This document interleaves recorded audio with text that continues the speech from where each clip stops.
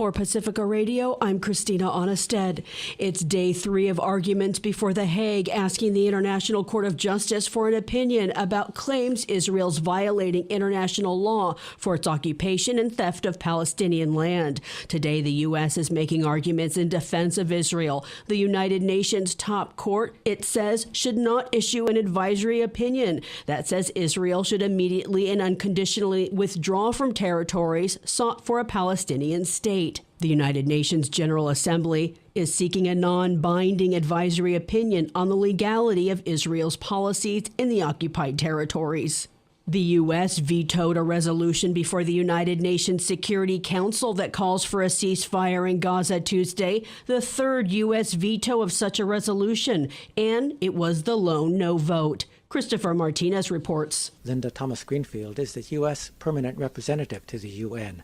She says the U.S. is negotiating with Egypt and Qatar on the release of hostages. Any action this council takes right now should help, not hinder, these sensitive and ongoing negotiations.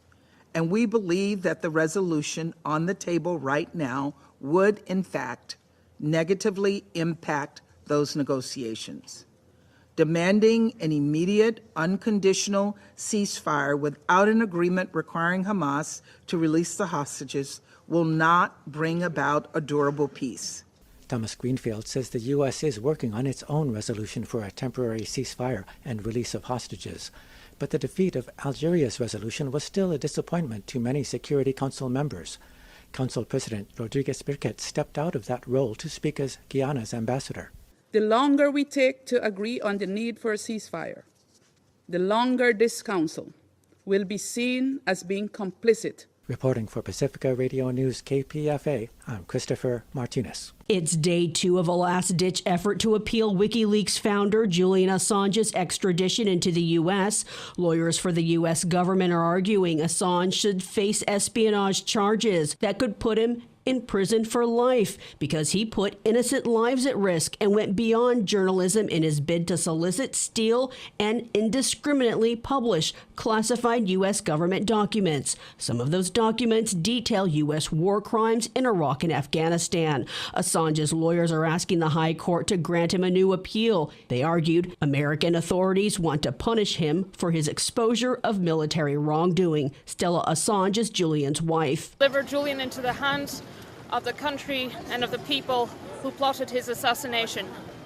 Julian is a political prisoner and he has to be released. Hundreds rallied outside London's High Court in support of Assange. Australia's parliament voted last week to oppose his extradition to the U.S. He is an Australian citizen.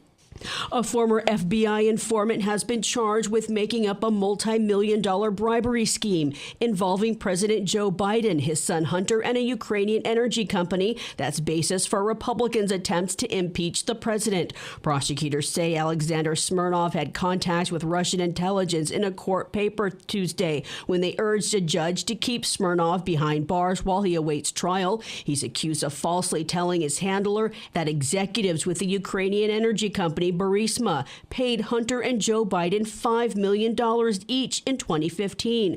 The claim became central to the Republican impeachment inquiry currently in Congress. The Alabama Supreme Court ruled frozen embryos created during fertility treatments should be considered children under state law. Justices issued the ruling Friday in a pair of wrongful death cases brought by couples who had frozen embryos destroyed in an accident at a fertility clinic.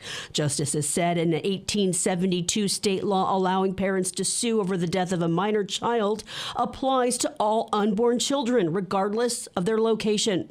The majority opinion quoted the Bible in the Alabama Constitution that states a person's life cannot be wrongfully destroyed without incurring the wrath of a holy God. Early voting begins today in Michigan ahead of the February 27th primary.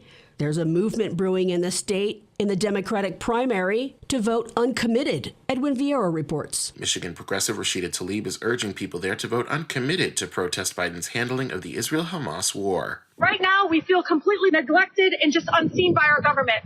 If you want us to be louder, then come here and vote uncommitted.